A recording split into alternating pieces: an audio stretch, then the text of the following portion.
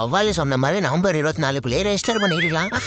கோபால் பாருங்க ரெஜிஸ்டர் பண்ணாம இருந்து புலம்பி இருக்கான். வாங்க போய் கலாய்ப்போம். ஐயோ வந்தா ஓட்டுவானே. சரி கேஷுவலா இருப்போம். நான் கோபாலே கேஷுவலா இருக்க மாதிரி நடிகிறியா? நீ புலமா நான் கேட்டுட்டேன்டா. ஐயோ ஜோக்கராட்டம் முன்னாடி அசிங்கப்பட்டு நிக்கிறேனே. அது ஆதரா கிளவி மாதிரி இன்னொரு வழி இருக்கு சொல்றேன். என்னடா சொல்ற? எப்படா ரெஜிஸ்டர் பண்றது? இந்த ஏதாச்சும் எனக்கு பண்ணி கொடுறா கோபாலு ப்ளீஸ்ரா.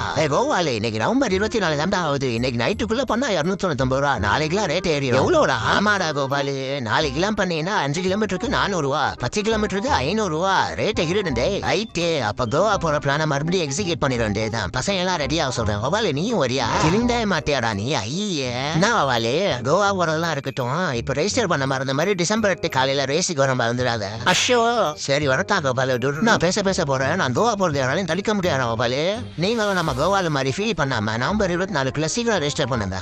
ரேட் ஏறிச்சுன்னா நான் பொறுப்பு இல்லை.